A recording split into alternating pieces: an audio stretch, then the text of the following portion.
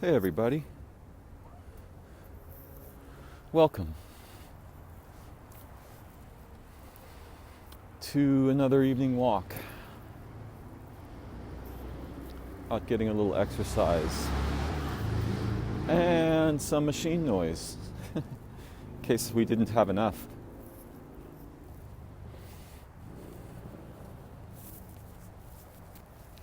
The idea that I'm considering at the moment is, where do things go? Or perhaps more poetically,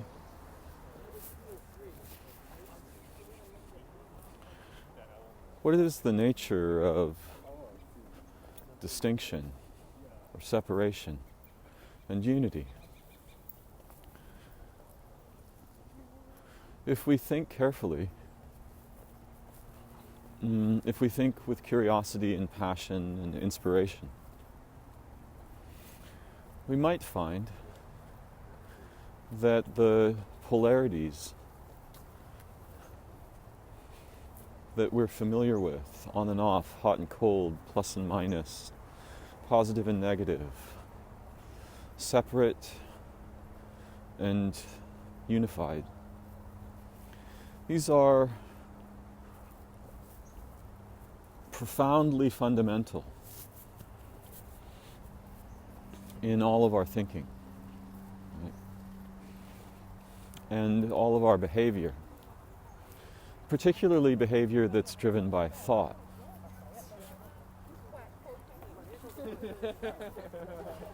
So, if we do away with the concept of separation, or we do away with the concept of unity, if we dismiss either of these, we find there's nothing left to think. And the reason that we find this is that way down underneath our ideas, we depend upon what you might think of as branching protocols. But fundamentally, all of our ideas require both the capacity and the intention, or the purpose, of distinguishing. And unifying.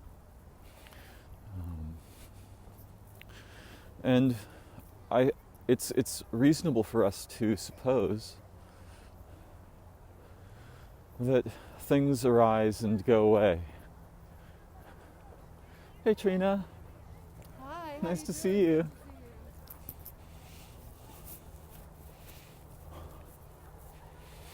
So you see, in saying hello to my friend, I'm acknowledging a limited but important kind of unity and recognition. Well, that means they gotta come with us, right? Let's see, the people nearby were discussing how will they unify because they're going in two different directions. And it'll take me a moment here.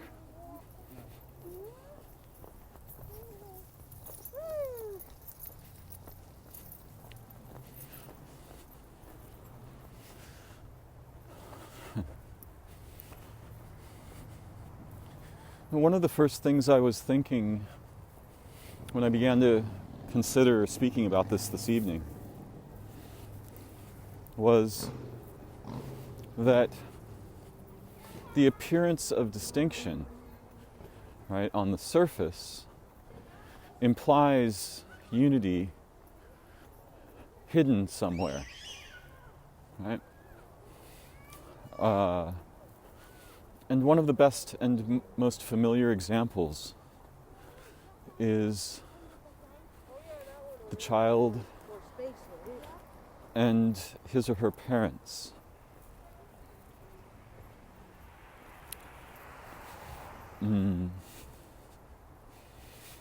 So the child comes into being by the exchange of fluids between the parents. And there's physically, as we understand it, as we tend to think about it, a receptive parent and a penetrative parent. And under certain conditions of unity, inside the receptive parent, an embryo forms, which is a mixture of assets from the father and the father's exceptionally profound lineage, not just their human lineage, but all of the beings that their lineage related with and loved and ate and fought, and the lineage of the mother, and similarly. And so we all begin our lives, with very few exceptions these days, as an organ in the body of our mother. An organ that must achieve separation in some domains, right?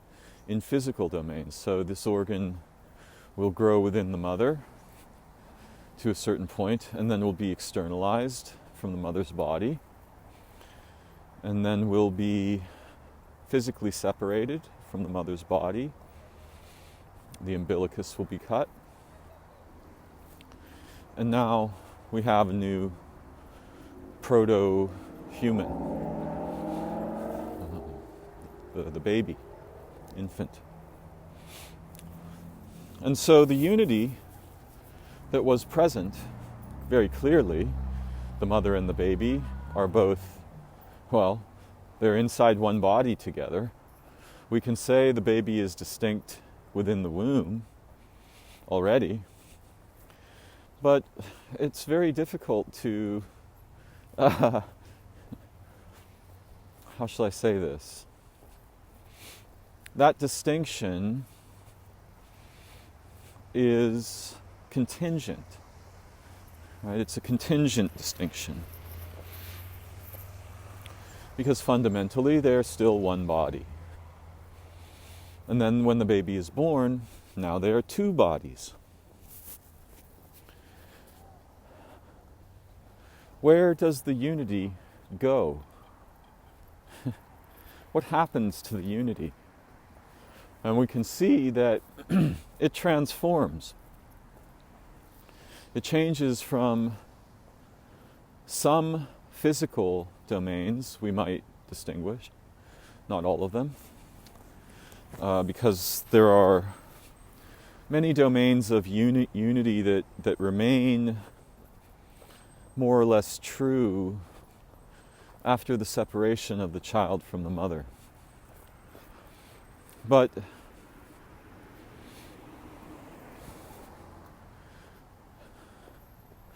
the unity finds new domains of expression, and they are not blatantly obvious, right? We might recognize a child that we don't know and a mother that we don't know if shown images of them as from the same family, or we might not. We might just see them as separate beings.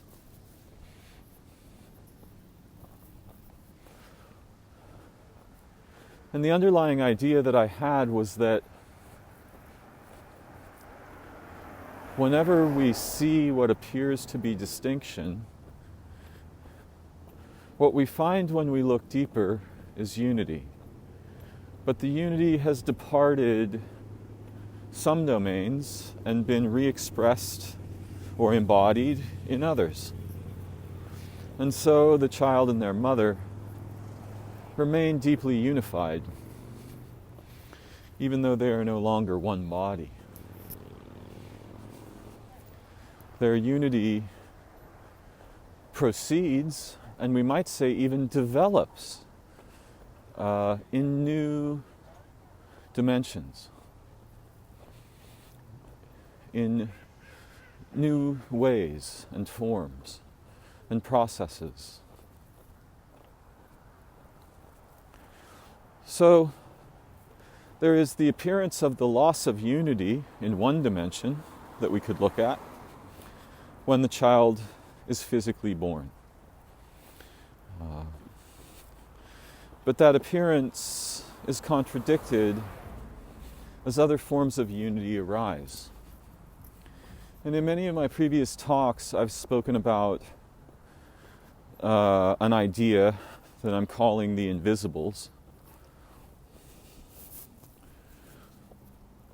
which points at aspects of our embodiment and cognition and potential, perhaps our souls, that are hidden from our common ways of thinking and ideas, but are accessible to us in our interiority, within ourselves, within our being.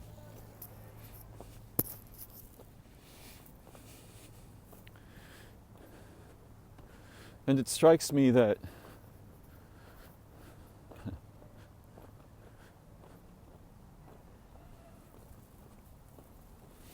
unity and distinction might be insufficient to help us understand in a deep way what is at play here and how we are in this play together.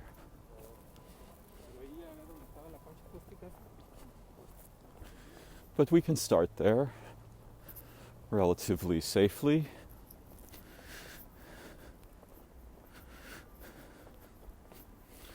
You know, when I have a thought,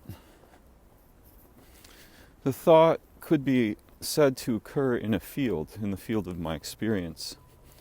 And that includes at least my history and perhaps also my future. I'm mistrustful of the idea that there is no way to sense the future. I'm mistrustful of the idea that time is linear, even though this accords with our common experience of it. Because I've had other experiences that contradict these ideas.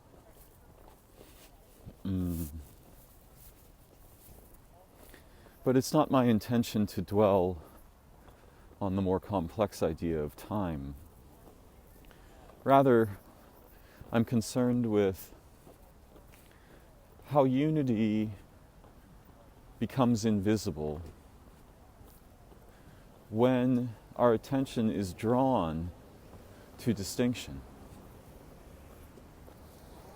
and how unity can be recovered to our awareness under certain conditions of interiority or context.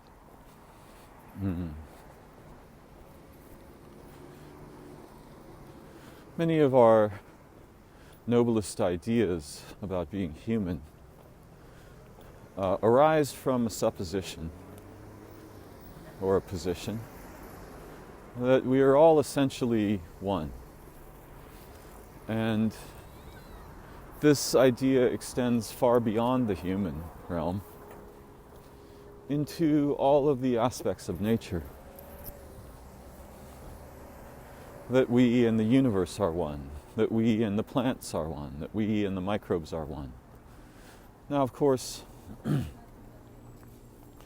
the human animal is an extremely complex unity. So complex that I think with all the knowledge our species has gained, the representational knowledge, the clinical knowledge, I suspect we as yet understand something like 1% of what is going on, even if we took all of the ideas. And part of the reason for that is that language and ideas do not encompass that which they refer to. Rather, they distinguish and characterize that which they refer to in language or perhaps mathematics. But of course also art, dance, music, song, craft, wonder.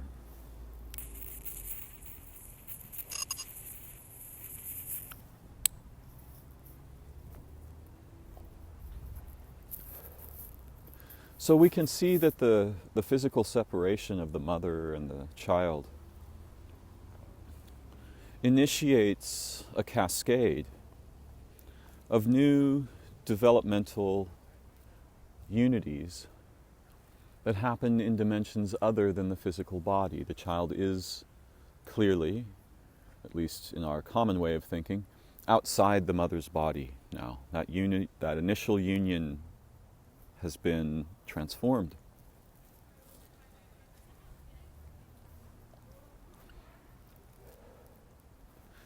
And the initial union is visible in the pregnant belly of the mother, right? But those further unions are not visible. The unities that develop over time between the mother and the child, they're not visible. Though there may be some aspects we could pick out that are.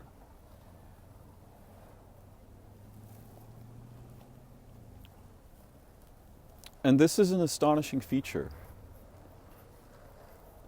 From here, I began to think about arithmetic and what happens when we think about quantifying things, comparing them, transforming them, the basis of our mathematical knowledge and of many of our sciences, particularly physics.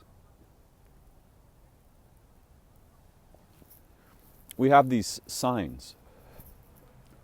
The horizontal dash means to subtract.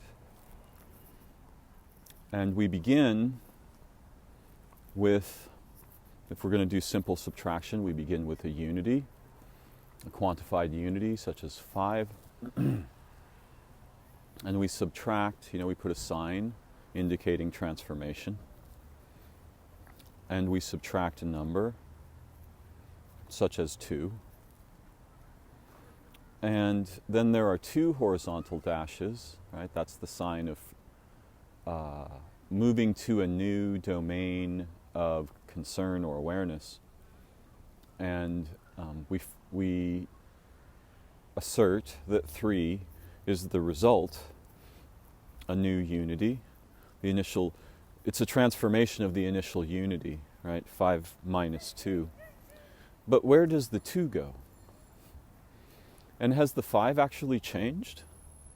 Because if we don't proceed from left to right in the equation, the 5 is still 5, right? The 5 is still 5 even after we subtract 3.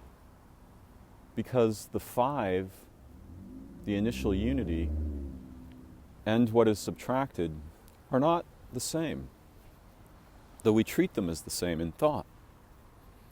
We rarely ask ourselves when doing subtraction, 5 what?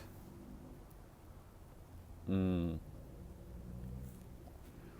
that 5 presumes a unity of type, of class, right? We presume that the 5 things are 5 of the same things because our mathematics normalizes identity in a strange way, causing us to think that 1 apple plus 1 apple equals 2 apples. But this is neither the beginning nor the end of the mystery of numbers. They're much deeper and stranger than they appear on the surface. And of course, if we add a vertical dash to the horizontal dash, we get plus.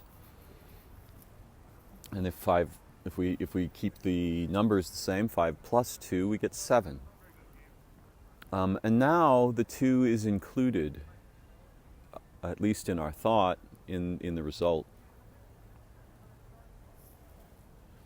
But it's interesting, where does the two go when we subtract it?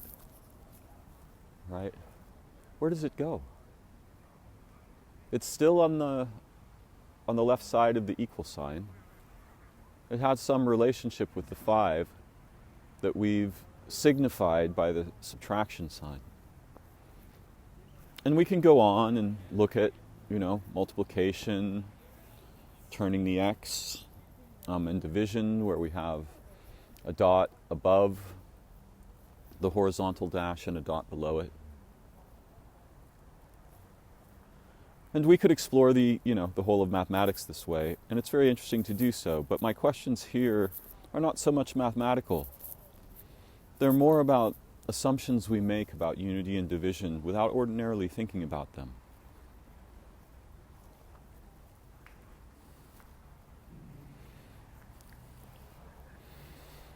In quantum physics, we have the confusing problem of entanglement, where, in a very simple way of speaking about it, it appears from our current perspective that I think is crude and primitive, in the sense of being unenlightened. Right? But in our current perspectives, we find that apparently measuring what we consider to be an entity with certain properties, like spin or polarization or color, and probably particular kinds of entities like electrons or photons, which again I think our knowledge of is profoundly perfunctory, very early days. And often when we think about these matters, we think, oh, we live in a time of very advanced ideas and knowledge. It's not untrue from one perspective, but from the perspective of deep understanding, it's profoundly untrue. We don't know what anything is. We have names for things we have distinguished and things we can place in very strange contexts for testing and measurement. And testing and measurement, either of these purposes, they transform everything.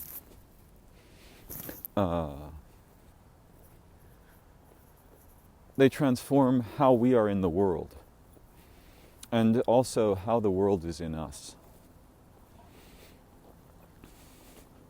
And we might do well to be suspicious of testing and measurement, and the transformations on relationships that they impose.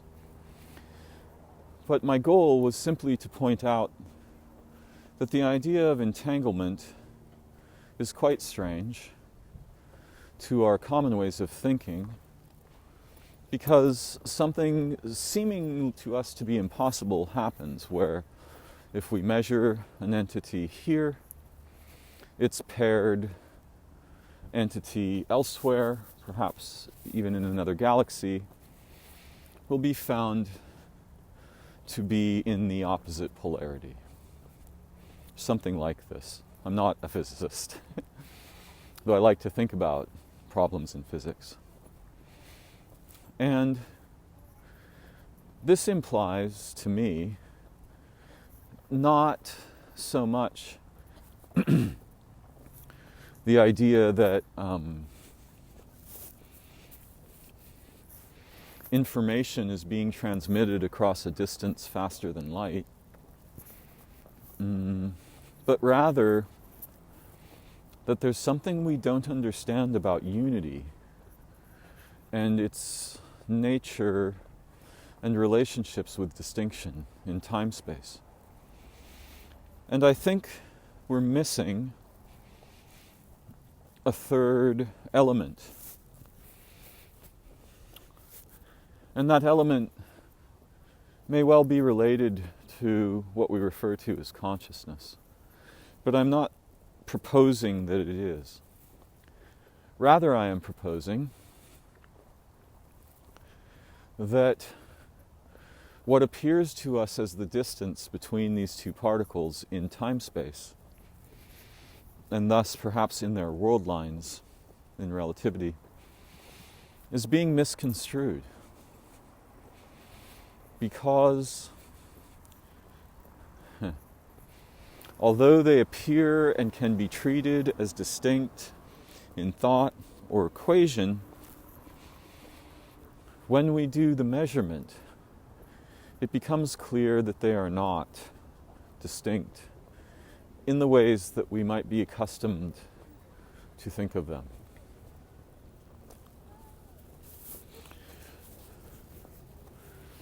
I remember one physicist having a rather shocking insight one day.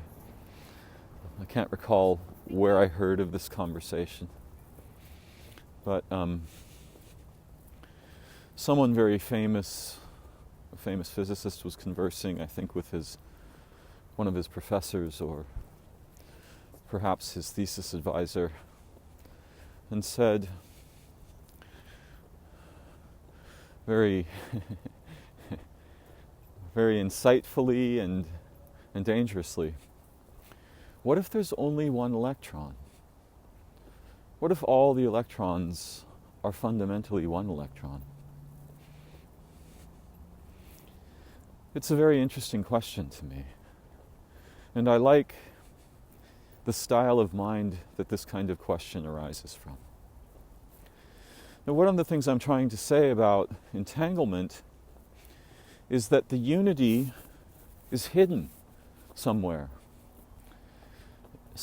outside of our models and our common ideas and thought. We insist that these two particles are distinct, yet if we measure one here, we will find that the one there has certainly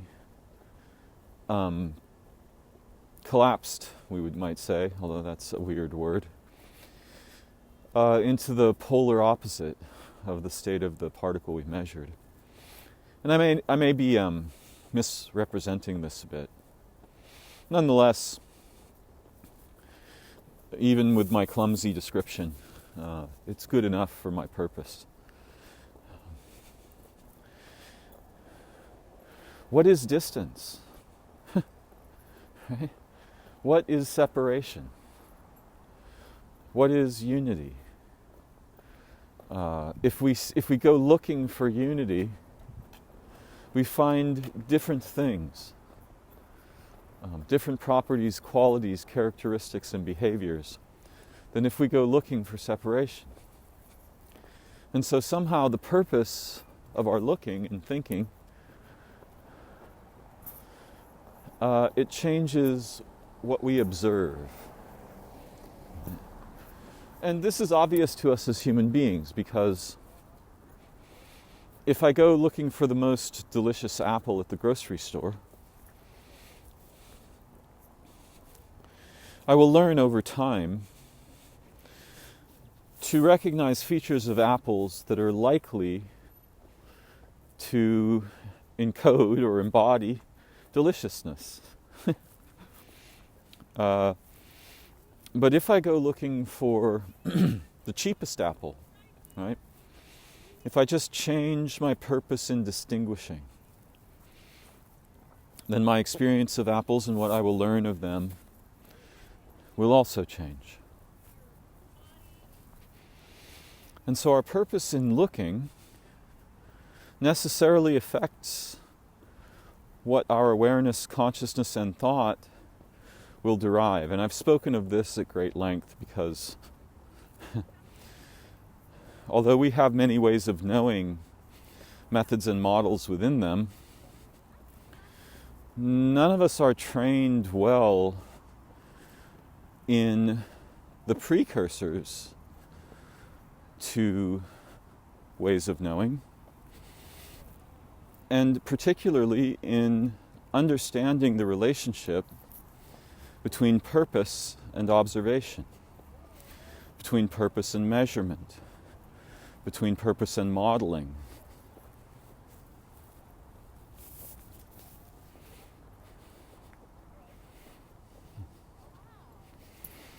The night has come here. The sun has set. And if we did not know better, or maybe because we know worse, when the sun goes away,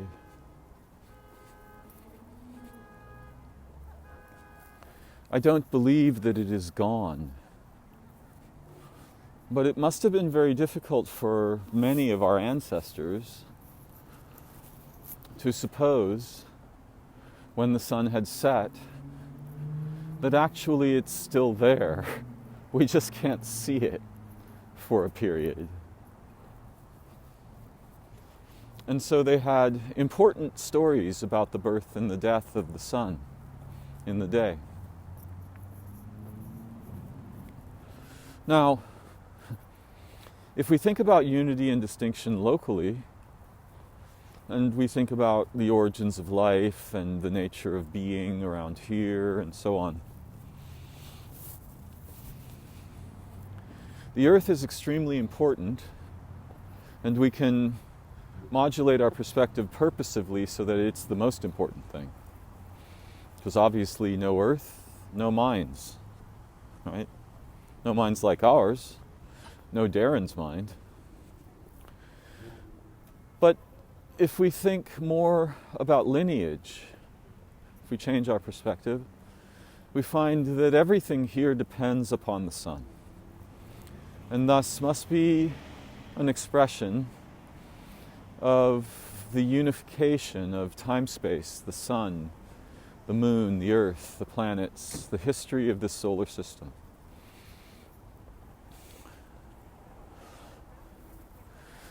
So when we walk back up the ladder of origin, we quickly discover that one way of thinking about everything as a unity is that we can think about it as an expression of the sun.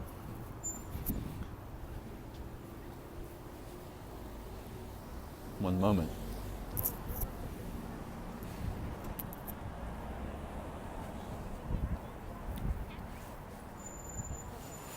And strangely,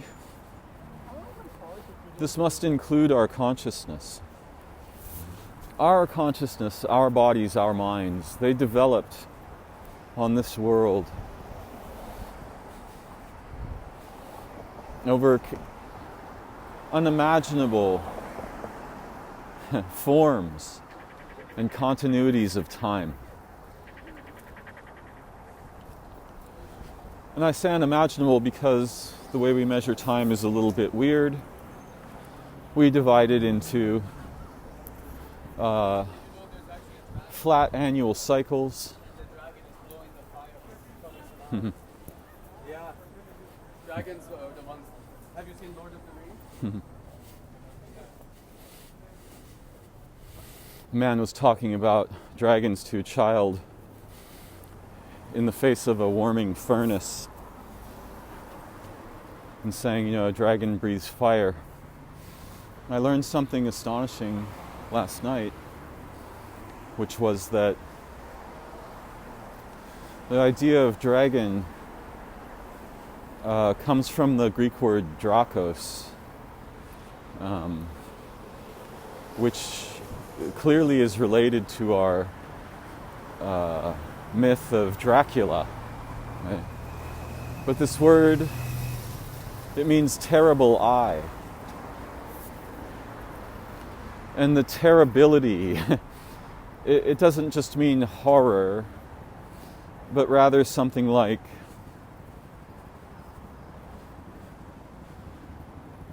destroying power.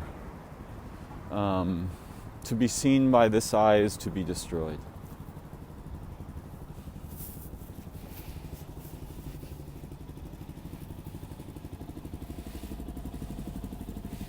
And I was unaware of this etymological curiosity till last night, where I discovered it in a book called Broadsides from Other Orders about insects.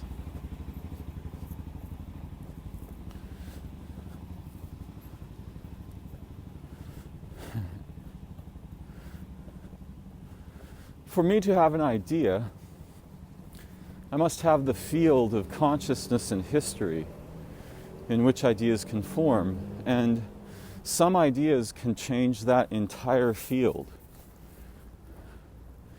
And the careful exploration of ideas of separateness, distinction, unity, communion, these are the fundamental roots, not merely of thought, though they are certainly very trenchant in thought. Remove separation, no more thoughts, right? No more math, no more physics, no science.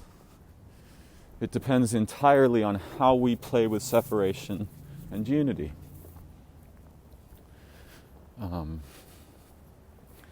So if we were to have our ideas fundamentally transformed, and many people do, perhaps most of us, at some point in our lives, we have some experience, and it fundamentally changes how we thought or think about separation.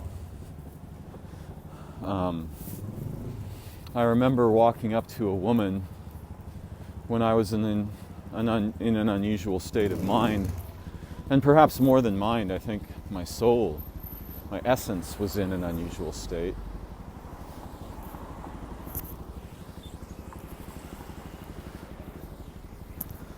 So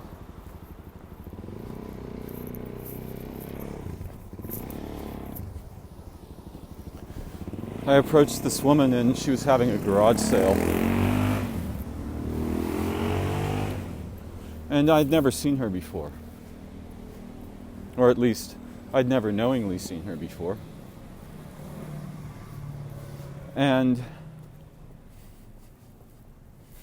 as I looked at the objects she was selling, it was as if aspects of her interiority were available to my intelligence in a way completely unlike anything I ordinarily experience. There were no drugs involved in this situation. And I said to her, your name is Jane. Of course, that wasn't the name that she had. I'm just making that one up. And she said, yes, do I know you? And I said, no, I don't think so. And I was touching some of the things she was selling. And I said to her, your father, he died of a disease that he got from mining coal. And she said, how do you know that?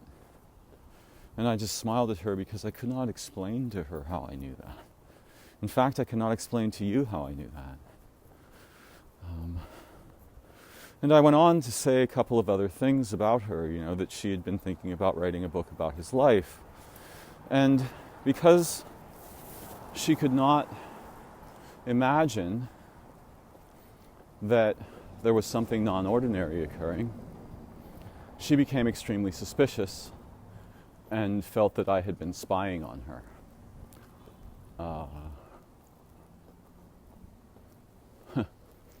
And so that exchange transformed, and we parted.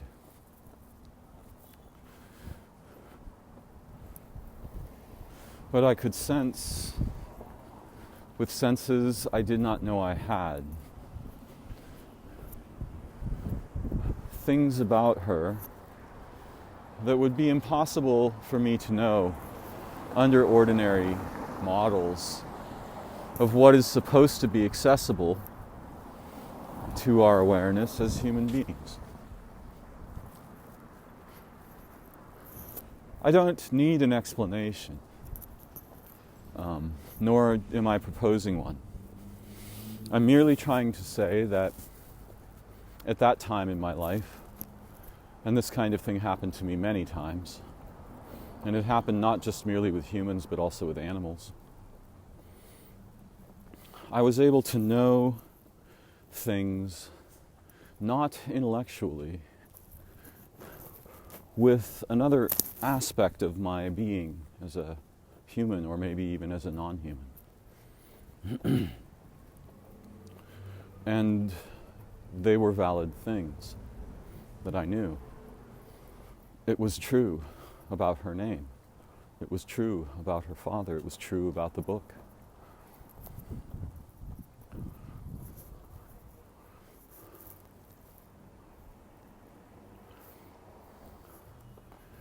And this experience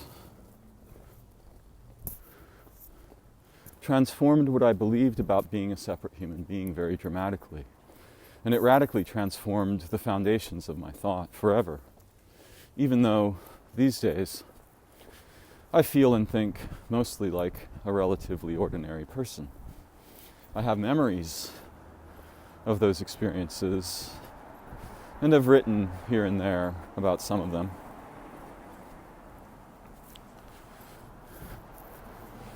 My point is really that the invisibles of unity are accessible to us under certain circumstances. Even though our common ideas or explanations may suppose either that this is impossible or that it's explicable in the sense of, oh, you know, I was just being psychic. And, you know, I'm not particularly fond of that explanation. Though it's fine if we want a word for non-ordinary sensing.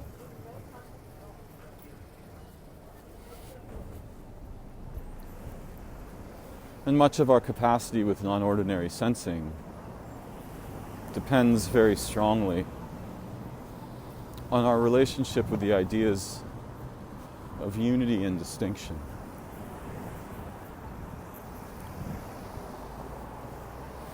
I'm going to pause for a moment and then I will reconvene in a little bit.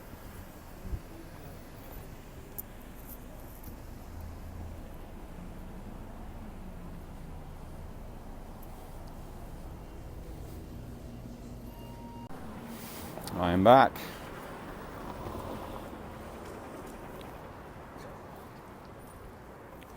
It's funny because although that story with that particular woman happened long ago,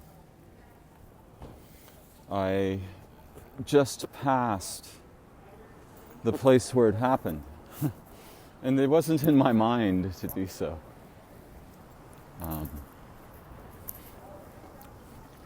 And as I said, I've had many other similar experiences. And in the state of mind I was in then, or the state of being, I was astonished by my experience and its implications. But there was a strange sense of, I remember being this way before. There was a strange sense of familiarity. In fact, a kind of familiarity that is deeply profound and unlike the common forms I was used to.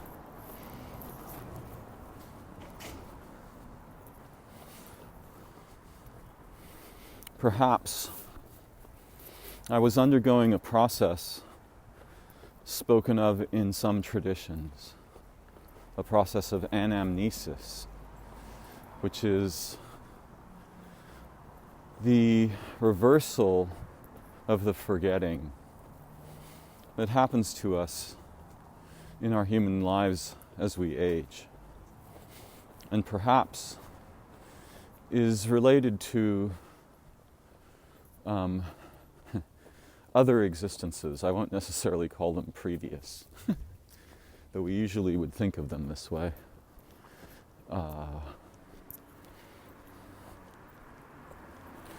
And this is a process that others have undergone, particularly in certain meditation traditions or yogic traditions. And my own experience of it is partial and peculiar. But what I understood then, what happened to me then, was that the unity that is hidden everywhere in distinction, I became aware of it, and it became accessible to me consciously in various ways. And perhaps the most surprising of those ways was something very difficult to describe. But it had to do with the unification, or rather, a form of knowledge that unifies all the forms that we have distinguished as humans. A form of knowledge that comes before them, has precedence to them. Much in the same way that if we think about what's going on around here, we might usefully turn our attention to the sun.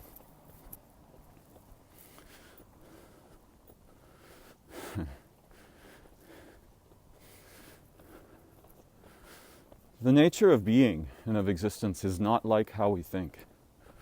It is vital and alive. It is astonishingly beautiful. And though it contains birth and death, in some aspects, there is neither birth nor death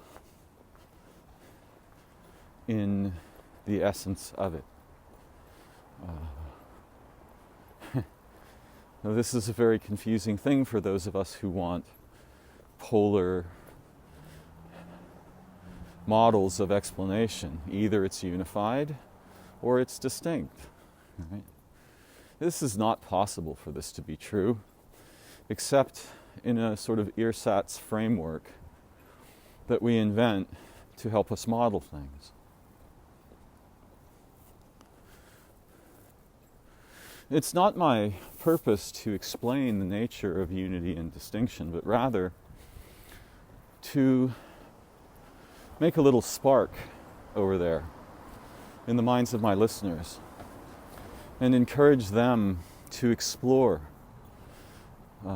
deeply and passionately the relationship between this specific pair of ideas and their own minds and all other ideas.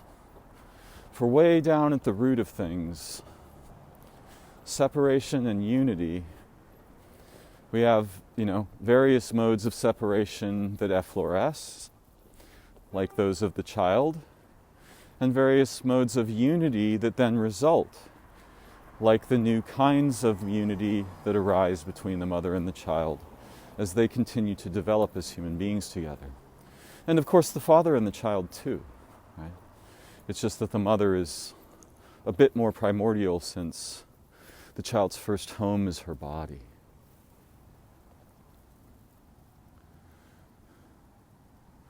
If you wish, sometime take a moment and call out to the great field of living beings on earth in love and recognition, and ask to remember, and ask them to help you learn. And if you are both passionate and persistent and lucky, you will discover things humans have long forgotten or have entirely misconstrued. I hope that we may discover such things together in this and future conversations. Thank you for joining me. May the new year be gentle and kind and beautiful in your life. Bye-bye for now.